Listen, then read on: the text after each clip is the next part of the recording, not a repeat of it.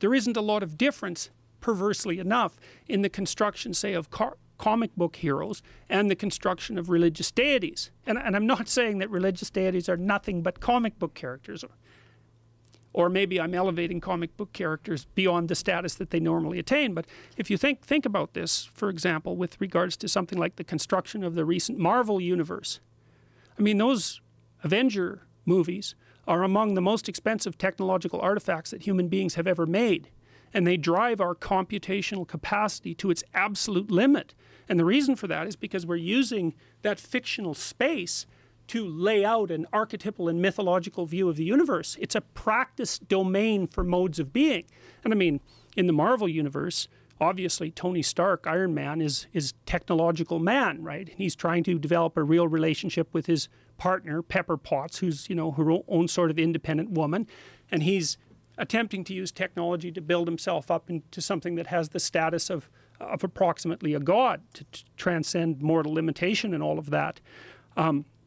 So there's a deity-like aspect, the growth of a deity emerging there. And then, of course, Thor and Loki they're not comic book deities at all. They're actual deities. They're the hostile brothers. It's an archetypal pair, like Christ and Satan, or Batman and the Joker, or Superman and Lex Luthor. And that's the good part of the individual against the evil part of the individual, roughly speaking. That's played out in these myths. And so that collective process that you described, whereby an entire group of people comes together to decide what the central religious text is. I mean, on the one hand, you can think of that as the gerrymandering of a religious process. Maybe that's something that's only devoted towards the acquisition of power, like that would be a Marxist analysis. But on the other hand, you can think of it as the collective imagination attempting to build a dramatic, to build an exemplary drama that everyone can act out. And it's in acting out that exemplary drama that we are actually able to interact in a civilized and productive manner. Like, look at this discussion that we're having to the degree that it's working. We're both trying to articulate our notions of reality. And I do that, and you listen, and maybe you have some comments, and then you do that, and I listen, and maybe you have some comments. But together we're building something that's different from what we both came in here with, right? And in a sense, what we're doing is we're participating in the process of articulating each other's spirits. And I mean that most technically. Like, part of your spirit is an amalgam of the information that you've encountered. A lot of that's articulated wisdom.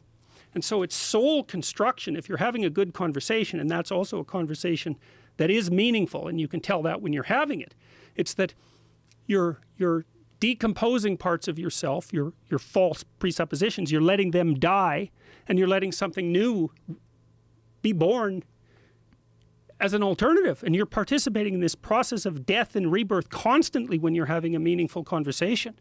It's like, oh, that was wrong. I'm going to let that die. Ooh, that's a little painful. I was kind of attached to that concept, but I'll let it go. I'll let it burn off.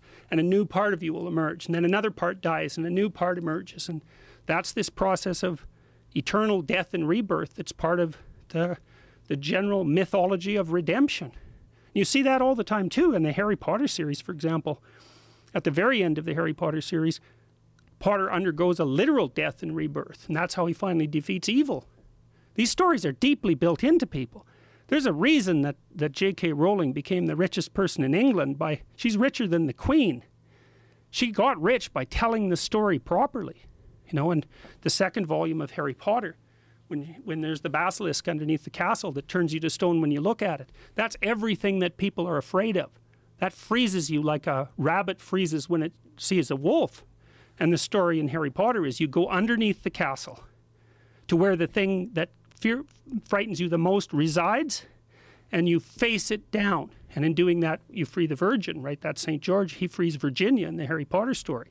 And maybe you half die because of that, because he gets bitten by that basilisk and just about dies. And then it's the phoenix that saves him, because the phoenix is the spirit of death and rebirth.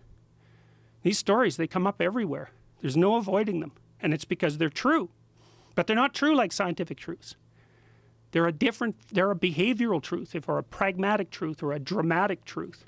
And part of the reason that our society is so damn unstable now, and part of the reason all this weird chaos is emerging, this is a consequence of Nietzsche's observation back from the late 1800s about the death of God.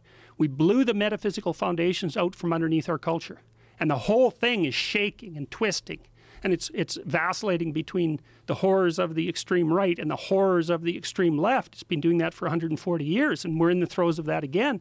We blew the metaphysical foundations out from underneath our culture, and we need to get them back. Part of the reason that people are so obsessed by things like the Avengers movies and the superheroes and Harry Potter and all of that is because, and Star Trek and Star Wars, is because our collective imagination is trying to regroup at the level of drama and reformulate our fundamental metaphysics. I was reading this thing that was talking, they were equating CrossFit and yoga to religion.